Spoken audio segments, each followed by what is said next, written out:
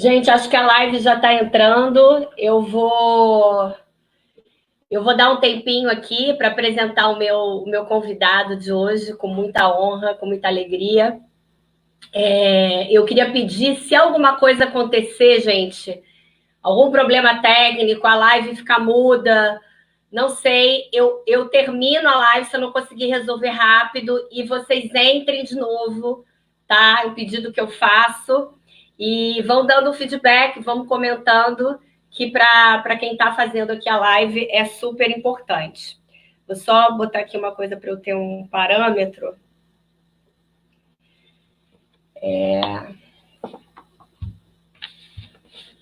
Então, eu hoje vou conversar com meu amigo Alexandre Freitas, que é advogado e foi eleito em 2018 deputado estadual pelo Partido Novo. Foi a primeira vez que o partido concorreu às eleições estaduais, e aqui no Rio a gente fez 2 deputados estaduais, que são o Chicão Bulhões e o Alexandre Freitas.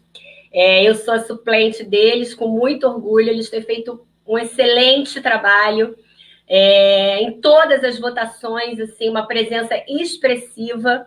São deputados que realmente representam a gente e deixam a gente muito orgulhosa e com esperança. Então, vou chamar ele aqui para a gente começar a nossa live. Deixa eu botar ele aqui dentro. Ei, querido! Oi, tudo bom? Obrigada por ter aceitado. Gente, eu queria fazer 2 elogios aqui antes da gente começar a falar, tá?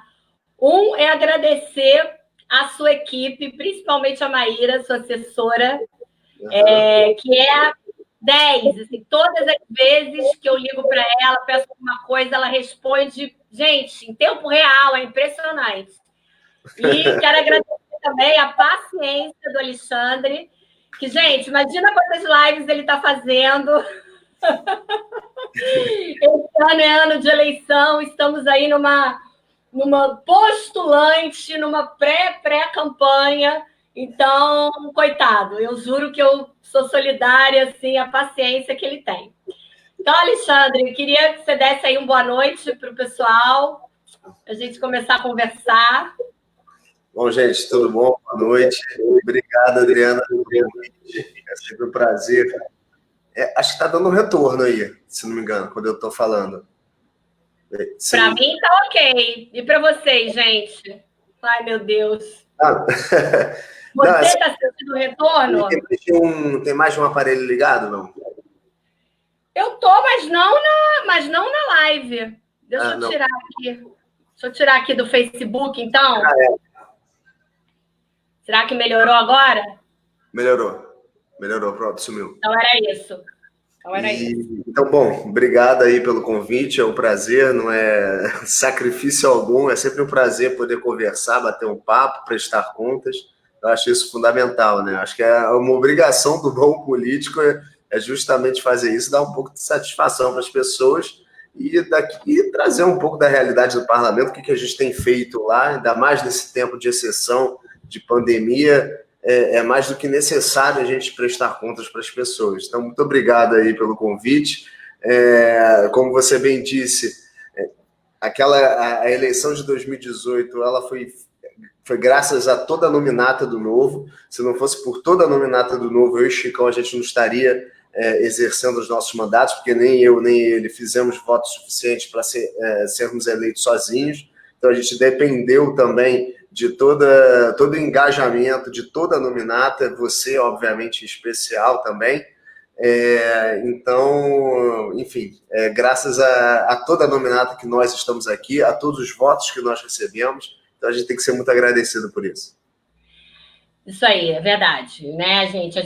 Só para lembrar aqui que esse ano é ano de eleição, então é bom a gente recordar, né, deixar fresco na cabeça das pessoas uma realidade.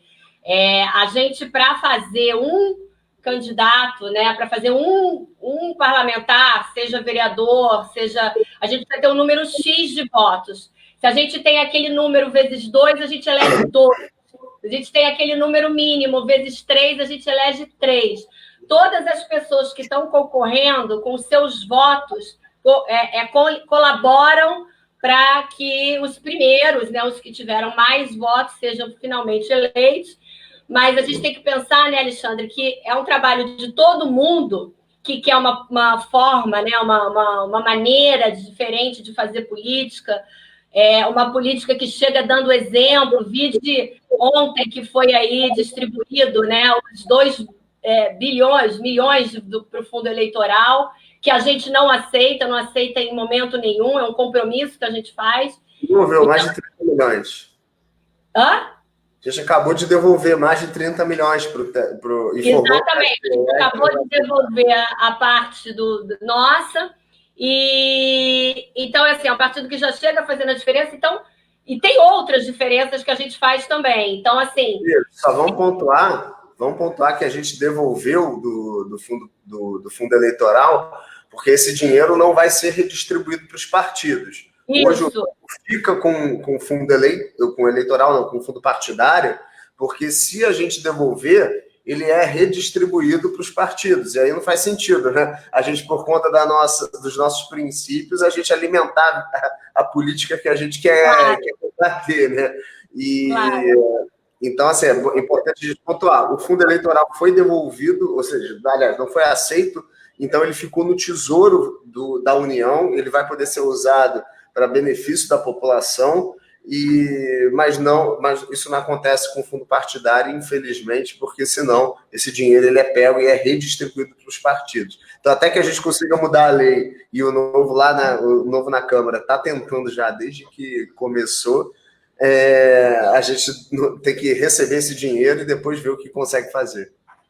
Mas ele está parado, ele está no banco, né, Alexandre? Isso. Ele não está com ninguém, até a gente conseguir usar ele para o que tem que ser usado, que é o que a gente prega. Mas, assim, foi bom o Alexandre ter pontuado isso. E, continuando ali o meu raciocínio, então, se quem quer na política pessoas diferentes, que já chegam dando exemplo, não é aquela ladainha, quando eu for eleito, eu vou batalhar para cortar o fundo eleitoral, por enquanto eu vou aceitar, porque todo mundo aceita, porque essa é a regra do jogo. Essa regra, entre outras, a gente já chega mudando, né? Fazendo na pele, que é para mostrar que aquilo vai ser realmente uma bandeira nossa.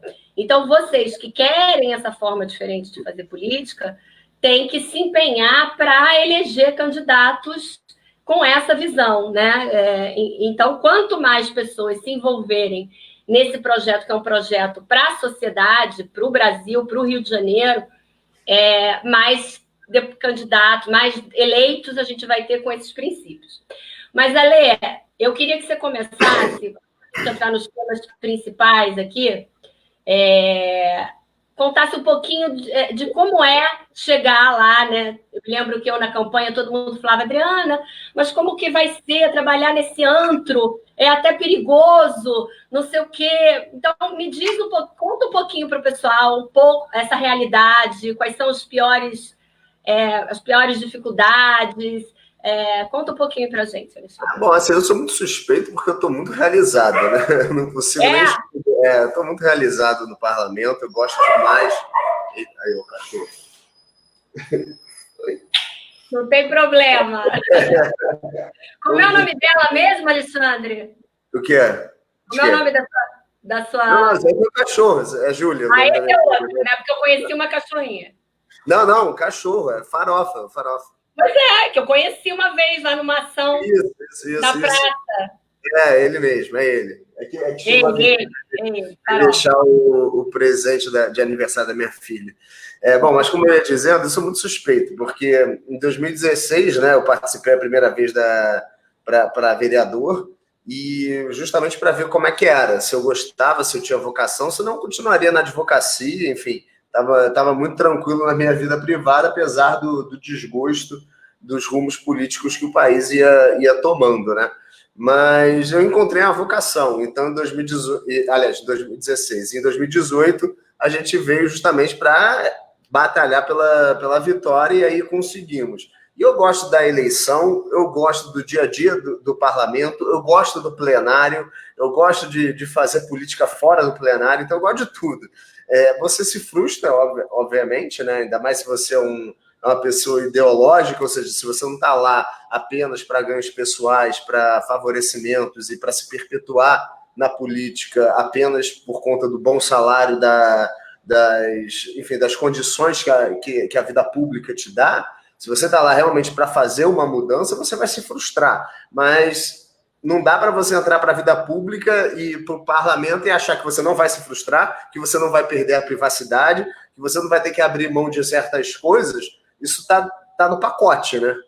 Uhum. Acho que quando você escolhe uma profissão, você tem que saber o ônus e o bônus dessa profissão, né? E eu pretendo seguir na vida pública, eu espero ir para Brasília, eu quero chegar no Senado, enfim, eu gosto muito disso. E quando você consegue ver que realmente é possível você fazer alguma diferença, e principalmente que se pessoas boas não ocuparem o espaço, pessoas ruins vão ocupar, porque na política não existe vácuo.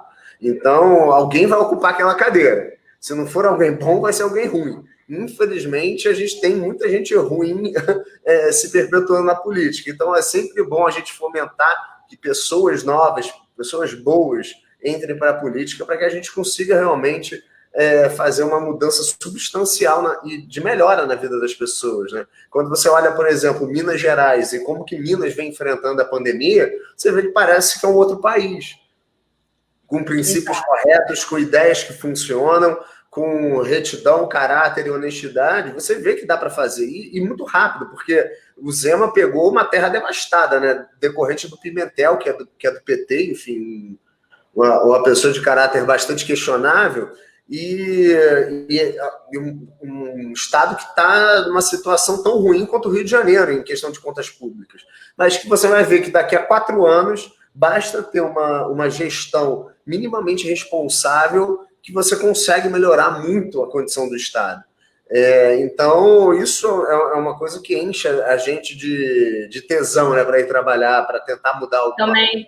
Também acho, Alexandre. Quando eu vejo essas coisas, eu realmente fico movida quando eu vejo o trabalho de vocês, vejo o trabalho do Zema, vejo o trabalho dos meninos, né? E da Adriana lá na Câmara Federal. Eu vou te confessar uma coisa. Eu fiquei mais empolgada com o novo esse último ano e agora do que propriamente quando eu entrei. Agora a gente está vendo os mandatários, né? Hã? É que agora a gente está vendo, a gente está no nível nacional, então é natural. Quando a gente começar a pegar governo e executivo adoidado por aí, aí sim vai dar mais orgulho ainda, porque a gente vai ver realmente como que a nossa ideia é aplicada na prática. E eu acho que, exatamente, eu acho que foi isso que me deixou mais empolgada, as coisas sendo aplicadas na prática, não só as coisas externas, como as coisas internas, quer dizer, no partido tem uma liberdade, né? A gente tem visões, às vezes, diferentes. Dentro do possível, essas visões são externadas. Dentro do possível, não. Essas visões são externadas, quer dizer, algumas pessoas se identificam com X deputado, né? Outras com outro. Enfim, eu achei que isso me encantou até mais do que quando propriamente eu comecei a entender, comecei a estudar tudo, porque a gente realmente dentro do partido tem que estudar mesmo, né, os princípios e tudo.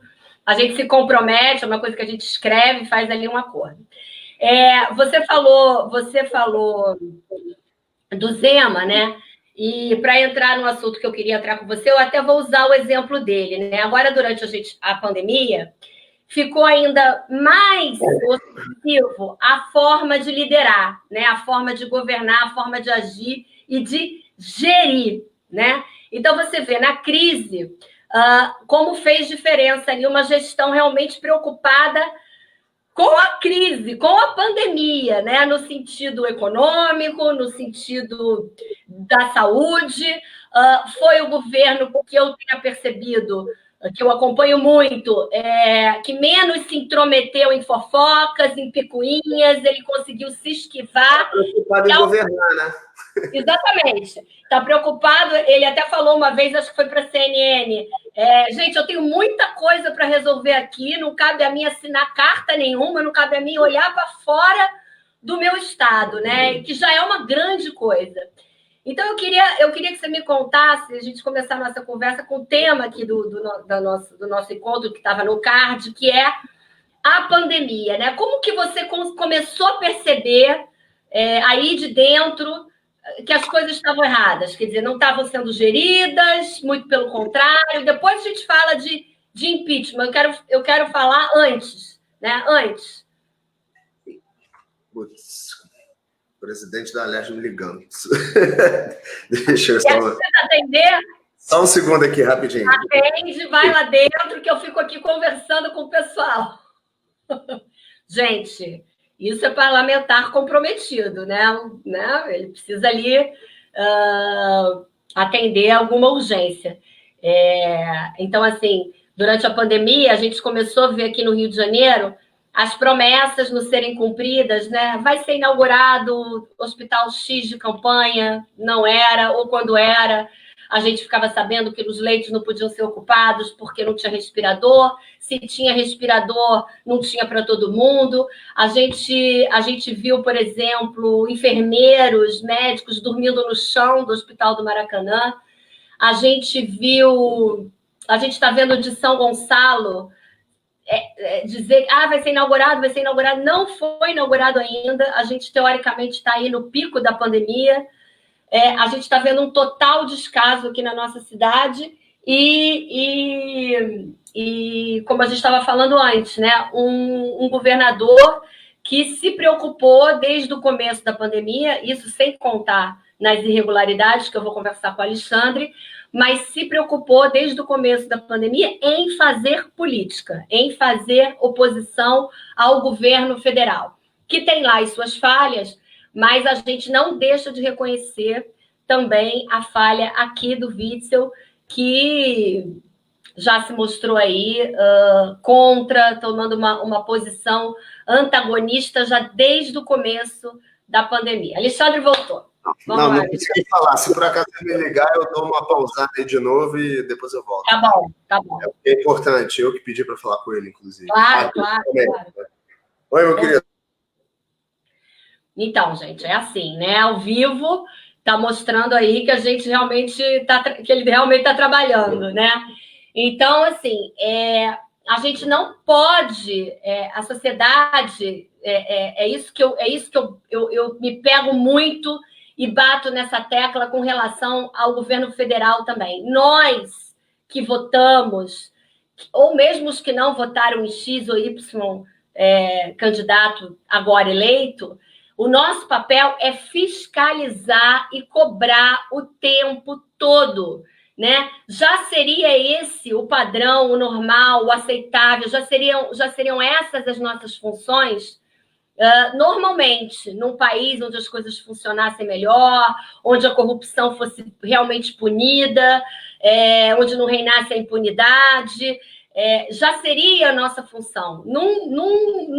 Num país, né, numa situação de transição em que nós estávamos caminhando para isso, para o fim, né, da corrupção endêmica, sistêmica, mas ainda tem que ser o nosso papel, né? A gente, quando vota, a gente não dá um cheque em branco e só aparece 4 anos depois para votar novamente para aquele cargo, aquela pessoa ou outra pessoa, né? É acompanhar dia a dia o que foi prometido, o que está sendo cumprido, o que não está sendo cumprido. Eu não sei se vocês sabem, gente, para quem está entrando agora na live, eu estava conversando com o Alexandre Freitas, nosso deputado estadual, ele teve que atender o telefonema urgente da Alerj, a gente está conversando aqui enquanto ele volta, tá? Então, o nosso papel é constantemente cobrar. Com relação ao orçamento, a gente tem até mecanismos muito viáveis de controle, como o Observatório Nacional. Eu vou escrever aqui na minha página também que tem um outro voto vigilante parlamentar. Eu vou botar aqui direitinho para vocês, que a gente pode ficar ali o tempo todo entrando. Tudo bem, Alexandre? Estou de volta. Você viu, 8 horas da noite eu estou trabalhando. É isso aí, eu tô falando para os seguidores, tá vendo? Não tem essa, não. Até na live, Mas continua, Alexandre. A gente estava falando da questão da pandemia, né? Quando você começou a ter o lá em Minas, basicamente, foi uma consequência de uma formação de um secretariado competente, sem negociata política e técnico, né? Com processo seletivo e tudo mais. Então, por exemplo, o governo federal, se ele tem alguns méritos, é naquela parte técnica. Quando você faz negociata e permite que todo mundo saia indicando, vai dar porcaria. Não tem. Essa receita a gente já conhece há séculos. Minas foi justamente no sentido de botar todos os quadros técnicos. Tiveram problemas justamente no único cargo que não era técnico, que foi mais ou menos uma indicação política, até porque o cargo exigia ser um articulador, mas que com o tempo também viram que não dava certo, porque a pessoa já não tinha os princípios do novo enraizado. Então, ficava muito naquela de fazer política, mas não a política conforme a gente quer que seja feita. Então, rapidamente foi... Fazer live é ótimo, né? Calma aí. Gente, que ótimo. Cada dia uma surpresa nas minhas lives. Vamos deixar o Alexandre trabalhar. Essa coisa, gente... A esposa que esqueceu a chave, mas tudo bem. Mas, então... E aí, quando o Zema optou por fazer... Você estava falando que o único que não... Por favor. E aí, quando... Você estava falando que o único que não foi técnico... Isso, e aí... Deu problema. Não deu problema, que houve incompatibilidade de nortes, né? E aí mudaram lá para uma pessoa que é super alinhada com o partido, enfim, e a coisa está indo muito bem. Então, quando você cria um secretariado, forma um secretariado técnico, aí os resultados vão vir naturalmente, porque você não tem aquela politicagem a negociar, não precisa ficar devendo favor. Então, quando você teve... E o Zema pegou Brumadinho, logo quando entrou, pegou a terra arrasada do Pimentel, e agora a Covid. E por que Minas conseguiu comprar respiradores que custaram 35 mil reais?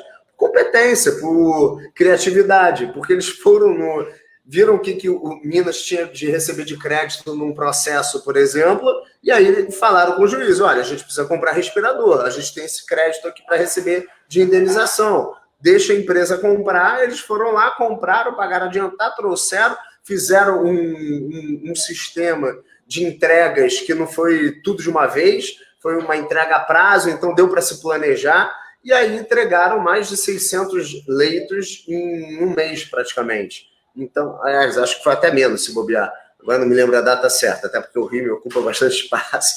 Mas foi algo em torno de um mês. E um mês depois já estão vendo reabertura. E, principalmente, Zema delegou as medidas, né? Falou, olha, eu não conheço da realidade dos mais de 800 municípios de Minas Gerais. Quem tem que conhecer isso são os prefeitos. É o prefeito que está lá em contato com as pessoas. Você tem lá uma porcentagem gigantesca de municípios que sequer tiveram um caso de Covid. Então, para que eu vou querer me meter na vida dessas pessoas? Deixa ali que cada um se organiza. E isso é o quê? Um princípio liberal de descentralização, de privilegiar a autonomia das pessoas, a liberdade das pessoas. Isso deu certo, é óbvio que dá certo. Quando você tem a ideia correta, a coisa vai funcionar. E, obviamente, que ali você não teve nenhum caso de corrupção. Por quê? Porque é uma galera técnica que passou por processo seletivo, que não está contaminada pelas coisas ruins que, infelizmente, a gente tem na política. E aí a coisa anda. Não é muita mágica, não precisa ter muito... Não precisa ser um trabalho tão elaborado para saber por que deu certo. Deu certo porque as pessoas corretas estão lá e que estão querendo realmente dar sua contribuição por Minas Gerais, coisa que a gente não vê aqui. Você pega, por exemplo, me chamou muito a atenção quando na primeira semana veio um deputado do PSL que tinha ido no final de semana anterior no Palácio, aí estava lá bebendo uísque com o governador, e o governador vira para ele e fala, eu vou ser presidente de 2022. Isso na melhor das hipóteses, demonstra uma falta de inteligência emocional muito grande. Porque como é que você acabou de entrar para governador? Você vai falar para um bolsonarista que você vai ser presidente em 2022? É falta de inteligência emocional, além de ser uma megalomania gigantesca. E é o que eu falo para todo mundo. Todo governador de estado grande tem a pretensão de ser presidente. É natural, é até razoável, é esperado. Só que como é que você quer ser presidente? Pô, fazendo um bom governo, entregando um bom governo de estado, e aí, por conta disso, ser reconhecido e ser eleito.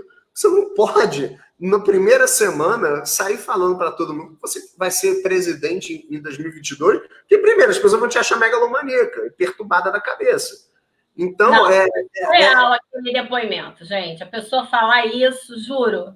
Para um bolsonarista. Que entrega já era um outsider que ninguém sabia nada, né? Uma pessoa de fora e falar aquilo. Mas a gente estava falando de Minas na pandemia e tal, e a gente sabe que aqui é incompetente. Quando que você começou a perceber, Alexandre, que tinha uma coisa errada aí Logo no início. Logo no início. Primeiro, que eu sou muito da linha do Friedman, né? Via de regra, a solução governamental para um problema é muito pior do que o problema. E o que a gente viu é resultado disso. A pandemia por si só já geraria crise econômica, já geraria morte, já geraria um monte de coisa. Quando o Estado adota uma postura coercitiva de mandar nas pessoas, e principalmente ignorando o que a Constituição brasileira prega, você vê que aquilo não vai dar certo. E quando você começa a ver que existe uma descoordenação muito grande dentro do governo, porque qual que seria o papel do governo do Estado? Mapear todos os leitos. O que Minas fez? Minas mapeou todos os leitos municipais, estaduais, e acho que não tem federal lá, mas mapeou todos os leitos, mapeou todos os respiradores, tanto é que eles pegaram respiradores e fizeram a manutenção e consertaram, ou seja, não precisava comprar, você simplesmente foi lá e consertou o que estava quebrado. Coisa que nada foi feito aqui. O já chegou querendo abrir novos hospitais de campanha. Ou seja, um negócio completamente surreal, uma estrutura que você depois vai desmontar.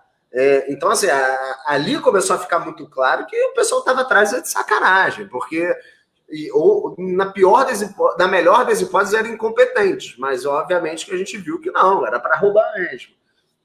Então você começa a ver que não existe uma transparência nos números. Aí começa a chegar casos para mim que, minha mãe não teve problema nenhum respiratório, foi ver na certidão de óbito Covid, suspeita de Covid.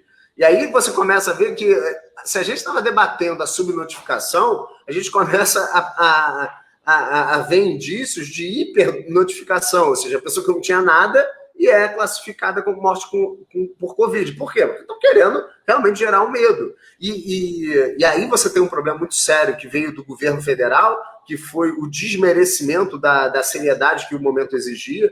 Então você tem uma questão que é séria, que não é uma gripezinha, que você precisa endereçar com responsabilidade. Principalmente, você tem que dizer para as pessoas qual que é o papel delas em relação à pandemia, do distanciamento social, enfim, de todos os protocolos sanitários que todo mundo tem que adotar para evitar o contágio. E você tem que ter uma contrapartida do Estado. Você precisa, sim, que o Estado amplie os leitos para esperar até mesmo se você vai ter lá o tal do aumento da curva. Você precisa estruturar o sistema para que as pessoas que estejam com suspeita de Covid possam ser testadas e, a partir daí, não aumentar e serem direcionadas para a quarentena. É isso que deveria ter sido feito e não foi. Aí vem o governador querendo mandar todo mundo ficar em casa, dando ordem, dizendo que vai prender. Você começa a ver pessoas no meio da praia deserta, sem oferecer risco nenhum para ninguém, sendo presas. Você vê que isso não vai dar certo, que aquilo lá não tem como dar certo. A abordagem foi horrorosa, as medidas foram absurdas, e o que dava mais raiva é você ver, por exemplo, uma Fiocruz da vida fazendo relatórios totalmente absurdos, sem menor coerência, e aí chamar aquilo de ciência. Então, isso incomodou muito. Eu fui vendo que era uma descoordenação, o pessoal alimentando o medo de forma irracional e justamente por um motivo muito sério, muito certo, né? Era para roubar muito. O Alexandre, uma coisa que eu percebi, além da incompetência, é a falta de transparência também, né? Eu saí por alguns hospitais com o doutor Sérgio, também do partido, do Novo. Era impressionante que antes da gente sair, para a gente decidir que hospitais a gente ia visitar, para saber se realmente estava lotado, se não estava lotado, se tinha chegado o respirador, tanto os estaduais como os municipais, como os de campanha montados pela iniciativa privada, como pela iniciativa pública, e a gente não conseguia as informações antes de ir, de checar. Não tem lugar... Olha, este daqui está com X leitos ocupados, não está todo ocupado porque falta respirador ainda. A gente simplesmente não tinha onde encontrar as informações. Quer dizer, isso também é uma coisa que não pode acontecer. Né? Eu acho que... Se você quer roubar, você tem que esconder informação, basicamente. A gente sabe que, exatamente, a gente sabe que a intenção foi bem clara, né? Agora, eu olhando ali, vendo as situações, né, que levaram ao pedido de impeachment, cara, o Witzel, ele começou a fazer acordos com órgãos, com... alguns prestadores de serviço que já estavam mais do que manchados, né? Aí também vê a intenção da pessoa, né, Alexandre? Essa relação do Witzel com o Mário Peixoto, ela é muito antiga. Né? Ela vai desde a época da eleição. Isso até... hoje ocupo o gabinete que era da Cidinha Campos. Né? Tem um vídeo aí da Cidinha falando sobre a relação do Witzel com o Mário Peixoto. E aí você vê, por exemplo, que o escritório do Tristão fez doações absurdas para o Witzel durante a campanha. Então você vê que era um negócio que já estava sendo estruturado já há algum tempo, né? Então essa relação assim não caiu do céu. O Tristão, ele é advogado do Mário Peixoto. Ele passou Covid para o filho do Mário Peixoto. Então essa relação íntima ali sempre existiu. E já estava sendo investigada há muito tempo. A nossa sorte, isso é público, né? É bom a gente sempre falar, porque hoje estamos em tempos de informações privilegiadas, enfim. Isso está público, né, Alexandre? E eu que conheço muito polícia, é bom eu sempre dizer que não tem informação privilegiada nenhuma, nem quero ter, eu sempre falo, olha, você me passa informação que não é sigilosa. O que for sigiloso, tu nem me passa, porque eu não quero que você se estrepe aí. Então, enfim. E aí você vê a decisão do Bretas, em que eles iam deflagrar uma operação em março, não deflagraram para prender o Mário Peixoto por conta da Covid. E aí, graças a esse delay da operação, porque ainda até teve um racha, né? Porque o Bretas queria que acontecesse, o Ministério Público e a Polícia Federal não quiseram, apelaram para o Abel Braga, o desembargador disse que não era para acontecer, e aí postergou um pouco a prisão do Mário Peixoto. Graças a essa postergação é que houve a manutenção da organização criminosa, né? Que houve houve a postergação da escuta, e aí pegaram o esquema relacionado a Iabas, que aí você pega lá o tal do Alessandro falando aquelas barbaridades, enfim, e que aí começou a vincular o Witzel. Porque até então não estava tão vinculado assim. Foi graças a essa postergação que você vê que a coisa foi ganhando corpo. E aí apreenderam lá na Operação Favorita, apreenderam esse contrato da Helena Witzel, né? Que uma consultoria...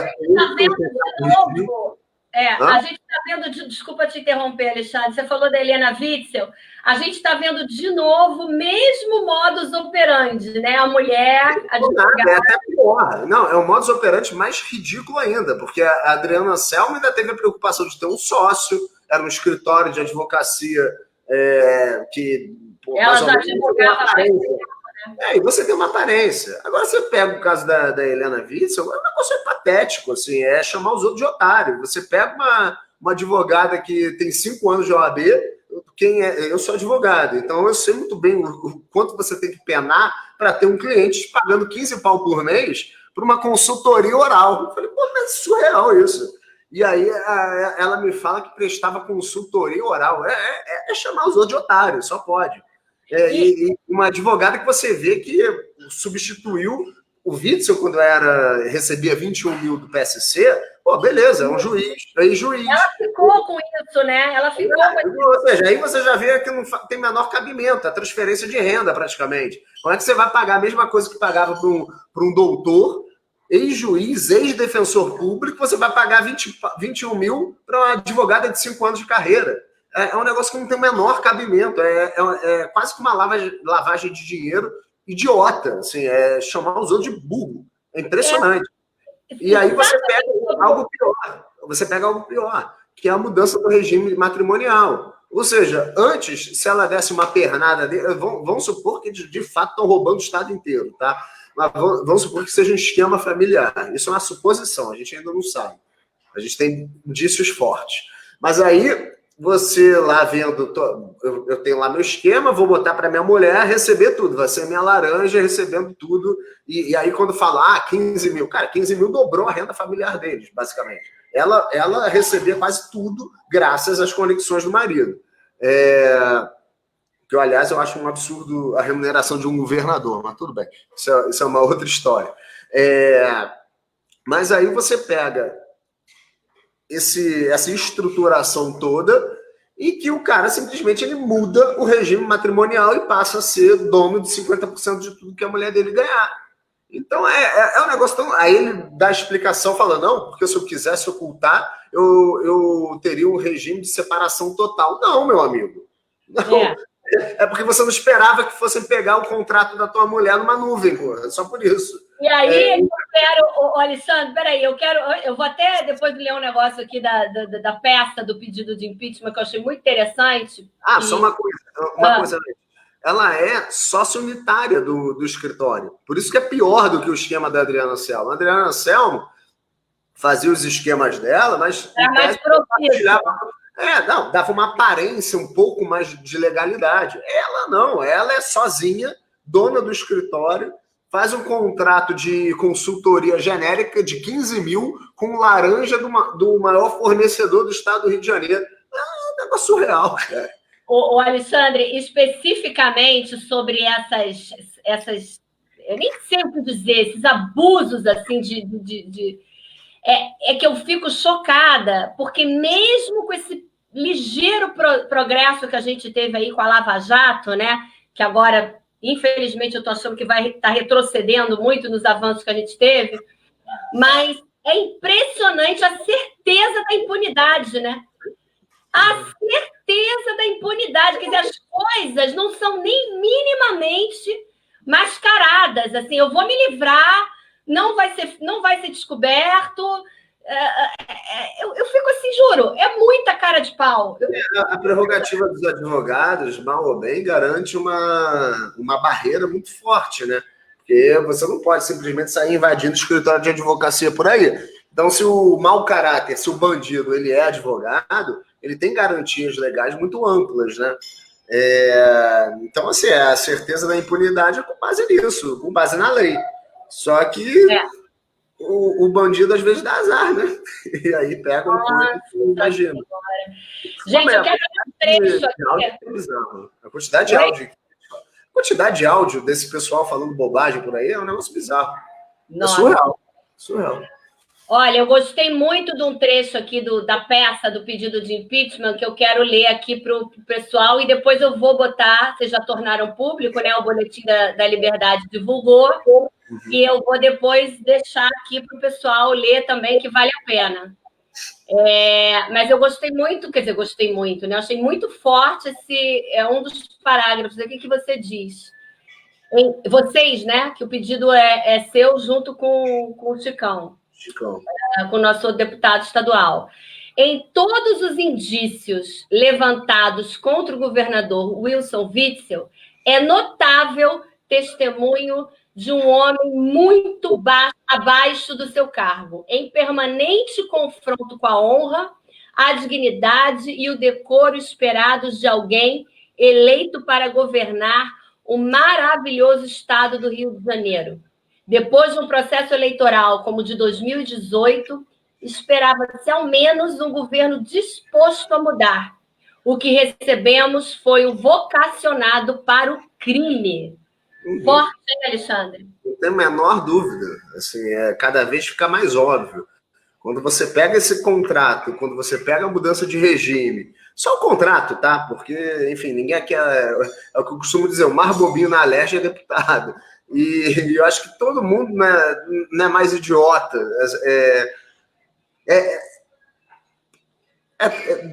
Causa tanta indignação, assim, dá tanta raiva ver um negócio desse. Esses dias eu estava conversando com o Luiz Paulo, né, o deputado, e a gente falando, cara, roubar já é um absurdo se fosse uma obra.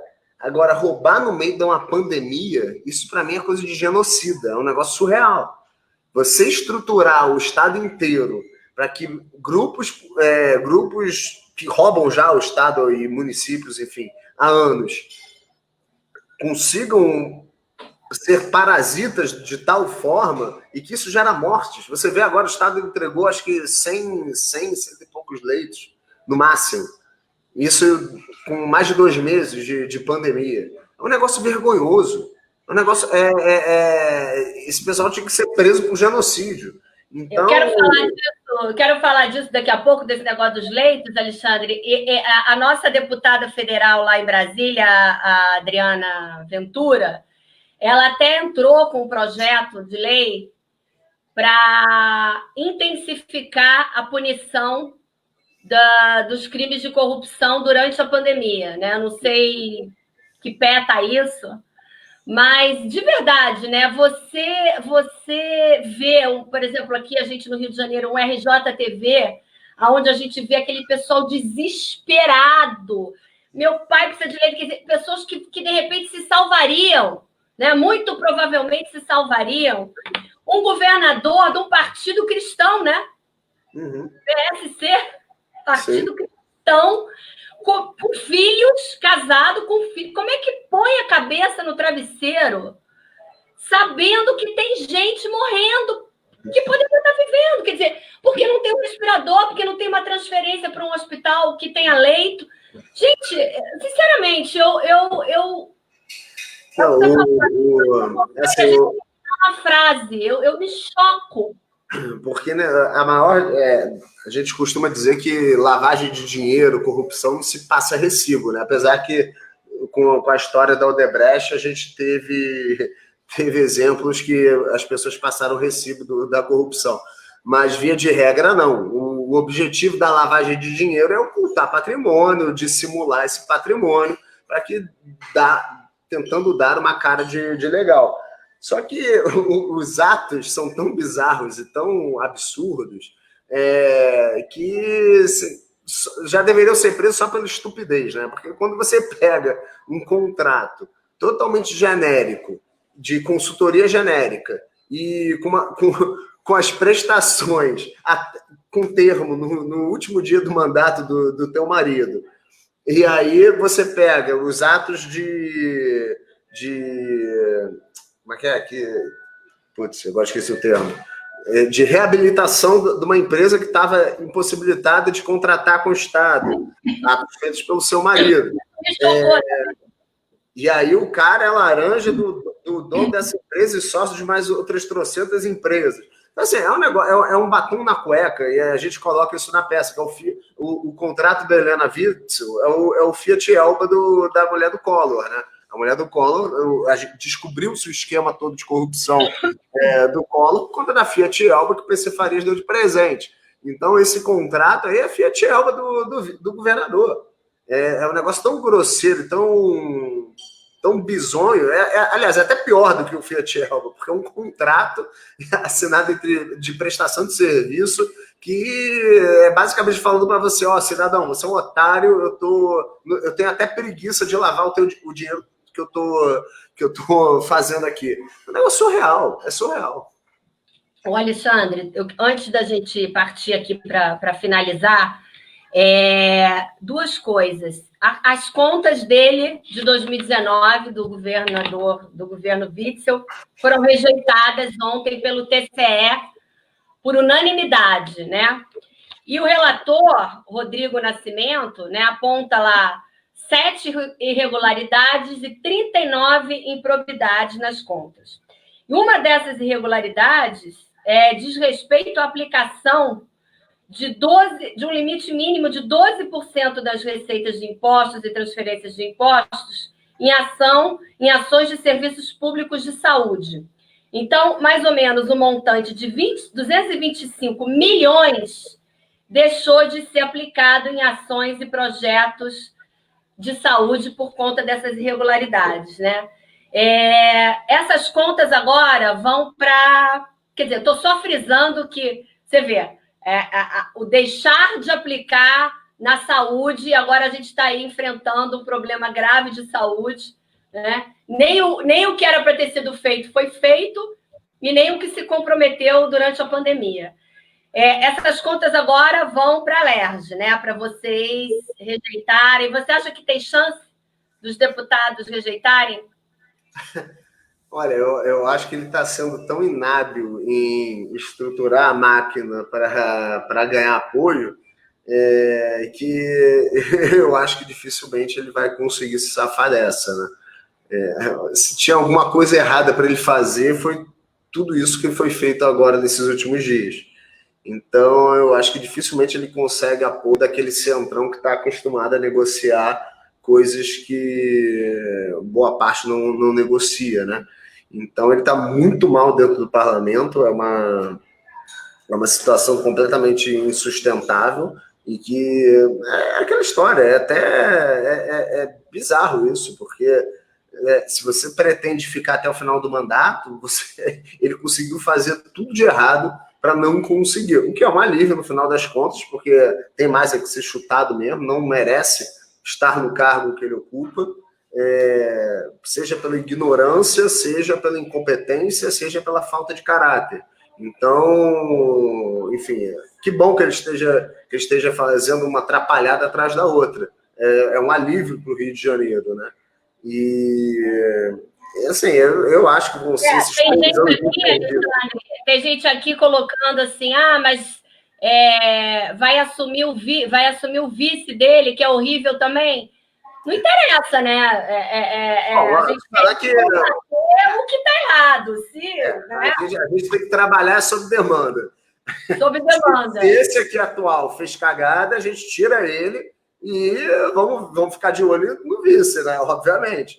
Bom, a gente tem às vezes boas surpresas. Aliás, o Brasil, via de regra, acaba tendo os vices melhores do que os presidentes que saem, né? Seja porque o vice pior que ele é difícil. Receio... Oi? Pior que ele também é difícil, hein? Sim, pois é. Você já sai ali do sarrafo lá embaixo, né? E mal ou bem, eu acredito que até por... Se a pessoa tem um mínimo de inteligência, ela vai falar, não, se deu merda para ele, eu não vou escancarar, vou pelo menos tentar andar na linha até o final do mandato e fazer algo que preste, né? Eu acho que, basicamente, a mensagem é muito clara quando você estuda. O surpreendente é que o Witzel não tenha compreendido isso. E no primeiro ano de mandato já esteja enfrentando esse tipo de coisa. Então, assim, uma coisa que me dói muito é a questão do secretário de saúde. Assim, o secretário de saúde foi um negócio que eu fiquei muito decepcionado. Por quê? Na saúde e na polícia, todo mundo sabe quem é vagabundo, tá? E quando ele entrou, e eu tive algumas reuniões com ele por conta de uma questão da Rio Farms, que chegou até o meu gabinete e tal, eu fui perguntando para as pessoas, e todo mundo falou muito bem dele. Falaram que é super competente, a gestão do hospital que ele teve foi extraordinária. É um cara que facilmente estaria ganhando mais de 50 mil reais aí, exercendo a medicina, e estaria ganhando, às vezes, até mais. Eu tinha clientes no escritório que tiravam 100 mil reais por mês, médico ginecologista. Então, se você for diretor de um hospital público, a chance de você ganhar algo próximo disso dentro do privado é muito grande. Então, assim, é uma pessoa que eu não imaginava que fosse acontecer isso tudo que aconteceu na gestão dele, né? Que na melhor das hipóteses, ele foi muito incompetente em deixar que tantas pessoas roubassem debaixo do nariz dele. Mas, enfim, eu não acredito em Papai Noel, eu acho que tem que ser devassada a vida dele para saber se ele recebeu alguma coisa ilícita ou não. Mas ele foi uma decepção muito grande, assim. E é lamentável, né? Quando você vê uma pessoa que, porra, poderia. Igual aquele, o Sérgio Cortes. Sérgio Cortes é outro, que é porra, podia ser bem pra caramba, vagabundo, acabou na prisão.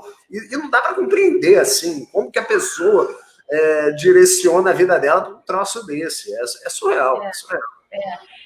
A gente não consegue ter parâmetro, Alexandre, porque, assim, a gente não botaria a cabeça no travesseiro. Se eu brigo com alguém por uma besteira, se eu dou um fora, se eu acho que eu fiz uma injustiça, a gente já fica mal 2 dias. Eu fico até consertar, até. A pessoa dorme no travesseiro dessa forma.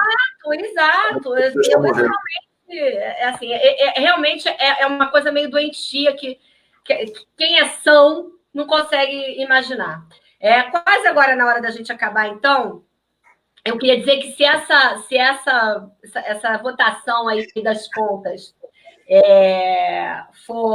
a gente já tiver liberado do isolamento, que a gente quer fazer pressão, né? Que eu acho legal ter uma turma lá fazendo pressão, avisa a gente. Se a gente não tiver, de repente organiza um buzinaço do lado de fora. Mas eu acho muito importante a participação da sociedade mais ali junto de vocês, nas galerias, sempre ocupadas pelos amigos dos bandidos, né, dos corruptos. Eu vi a última vez que a gente esteve lá na votação para soltar ou não os deputados, né, que estavam presos. Então, vamos ficar de olho aí, pede para a Maíra, para o pessoal lá do teu gabinete avisar a gente. E, para terminar, eu só queria dizer o seguinte, a gente está aí, né, com os leitos, como você falou, que nem não foram entregues, acho que, sei lá, a grande maioria, né, assim, a grande não, é gigantesca, imensa. Eu acho que o de São Gonçalo nem foi inaugurado. Quer dizer, a gente está prestes a passar para flexibilização, né, para a vida do normal, e não foi resolvida essa parte. O próprio secretário de Saúde já falou que provavelmente não vai abrir vários hospitais. E o Witzel até bypassou ele e falou, não, a gente vai inaugurar todos. Ou seja, não tem mais demanda. E eu acho que essa demanda já não existia já há algum tempo, porque eu tenho conversado com o Cremerge e o próprio Cremerge questiona a tal da curva, a lotação. Porque, na verdade, assim, em termos de política pública, o que interessa para o gestor público não é se você teve 1 trilhão de casos de pessoas contaminadas por Covid. Isso pouco importa. Da mesma forma que pouco importa quantas pessoas pegam resfriado ao longo do ano, ou quantas pessoas pegam cachumba. Isso não importa. O que importa é qual dessas pessoas contaminadas necessita de um atendimento dentro de um hospital público. É isso que realmente, de fato, tem que ser... E a partir do momento que ela precise, que ela tenha, né? Ela tenha um tratamento. Vamos o problema. Para a gente conseguir desenvolver soluções, a gente precisa compreender o problema. Então, assim, o problema não é a contaminação por Covid. O problema é a contaminação de pessoas com Covid que precisam de atendimento no hospital, seja por leitos clínicos, seja por leitos de UTI. Esse é o problema do gestor público. Todo o resto pouco importa. Então, como você vai desenhar a política pública para combater isso é o que são elas, né? O que o gestor precisa sentar o bumbum na cadeira, botar o cérebro para funcionar e ver o que ele vai propor para tentar solucionar esse problema ou, no mínimo, mitigar o problema. E eu vi que todas as medidas que eles fizeram foram erradas e, obviamente, por conta da intenção de roubar, né? Bom, gente, já quase 1 hora aqui. O Alexandre ele está cansado, recebendo telefonemas da Alerj, precisa trabalhar. Ale, queria te agradecer muito, né, a oportunidade. Você sempre me recebeu também aí no seu gabinete para a gente conversar sobre coisas que estavam acontecendo, fazer vídeo. Obrigada, parabéns pelo trabalho, por estar atento aí e por representar a gente aqui do Rio de Janeiro tão bem. Tá bom? Um beijo grande. Obrigado, eu que agradeço, é sempre um prazer poder, como eu falei, poder prestar contas, poder falar um pouco do dia a dia da Alerj. Eu espero que isso sirva de inspiração para que mais e mais pessoas se sintam à vontade e confortáveis para entrar para a vida pública. Não é o mar de rosas o tempo inteiro, mas é muito gratificante quando você, por exemplo, consegue tirar um empenho de 3 milhões de reais numa obra, numa compra superfaturada. E fora todo o combate que a gente tem contra a sacanagem que vem acontecendo, foram 8 denúncias já realizadas ao Tribunal de Contas, algumas compras foram canceladas. Então, assim, é um trabalho que está dando resultado. Está ali vigiando, né, Alexandre? Ó, as compras canceladas, impedir, porque também não é só fazer lei, gente. É mais um trabalho, como você falou, até numa palestra sua, de fiscalizar, de estar ali o tempo todo, vendo para onde estão indo os gastos, o que está acontecendo, do que propriamente ficar fazendo mais lei. Né? A história do parlamento, na verdade, veio como uma forma de um poder moderador do rei, né? Então, ele não era para fazer lei. O parlamento ele veio para moderar o executivo. E, obviamente, que essa moderação ela vem do trabalho de fiscalização, de peso e sobrepeso. Então, a principal função de um parlamentar é fiscalizar se está tudo ocorrendo conforme a lei. E o segundo, né, é fazer lei, votar conforme a ideologia que a gente defende, e a gente perde muito mais tempo tentando evitar que ideias ruins virem leis do que fazendo lei, na verdade. Eu acho até que as pessoas deveriam ter isso como consciência na hora de escolher um político, né? Porque o político que chega para mim e fala, olha, eu aprovei trocentas mil leis no meu mandato, eu vou falar, pô, sinal que muita coisa deve estar atrapalhando a minha vida, né? Então, eu tenho, por exemplo, um orgulho de que nenhum projeto de lei meu gera obrigação para o cidadão. A gente sempre faz leis tentando controlar o Estado. Então, a gente não faz lei para gerar obrigação, responsabilidades, enfim, que eu acho que a gente já tem responsabilidade demais. Lei demais, obrigações demais, enfim, a gente precisa reduzir isso. A gente tem que ter lá aquelas obrigações essenciais para que a sociedade ande corretamente e que abusos sejam contidos, mas deixar as pessoas viverem em paz as suas vidas, porque o Estado atrapalha muito. E eu acho que essa pandemia deveria servir como reflexão do o que a gente espera do Estado. A gente espera do Estado que queira a todo custo te proteger de si mesmo, o Estado que vai olhar para você no meio de uma praia deserta e vai te prender para o seu próprio bem. Esse tipo de coisa não pode ser aceitável. A gente não pode achar que a gente tem que delegar a nossa responsabilidade enquanto cidadão, a nossa obrigação de precaução ao Estado. Ele não pode ser o teu pai e a tua mãe. Isso aí, pessoas maiores de 18 anos têm que ter a consciência que o exercício pleno da liberdade, ele gera tanto o benefício do lucro, ou seja, quando eu exerço minha liberdade e eu prospero diante disso, eu tenho direito a obter todos esses lucros. Agora, quando acontece um prejuízo, o prejuízo também é meu. Não adianta, você não pode querer socializar o teu prejuízo e passar para os outros essa obrigação. Então, o exercício pleno da liberdade é esse de consciência, é liberdade com responsabilidade, tendo consciência que tudo aquilo que você faz vai ter uma consequência e que você tem que estar apto o suficiente para assumir essas consequências. É isso aí, gente. Então, essa live foi maravilhosa. Eu esqueci aqui de falar num tema com você, mas isso vai ficar para uma outra live. Eu só quero adiantar que é essa participação sua, que me interessa muito, mas por isso até vale a pena fazer separado, que ontem foi o Dia da Liberdade de Impostos, não é isso? Sim. Então, você está participando de uma comissão de empreendedorismo. Eu participei aí da reunião aberta. Não, é de ontem que você está falando. É, de ontem. Eu participei o ano passado. Não, é só para mostrar para a galera a dobradinha bacana que vocês fazem. Eu participei o ano passado de uma audiência pública que o Chicão deu sobre a desburocratização, né, à frente da parlamentar da desburocratização, e você agora está nessa comissão aí do empreendedorismo, que eu acho que também... Eu não estou na comissão, não. É a comissão da OAB que me chamou para poder falar no seminário. Pois é. Vamos falar disso numa próxima live, tá bom? Ale, muito obrigada.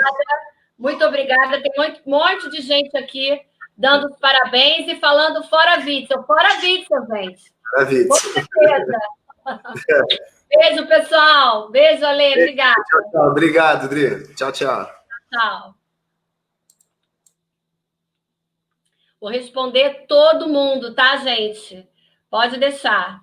E as perguntas para eles, para ele, para o Alexandre, que tem aqui do Matheus e outras pessoas, eu vou mandar para ele ou tentar achar a resposta para colocar para vocês. Obrigada. Amanhã tem mais live aqui. Beijo em todos.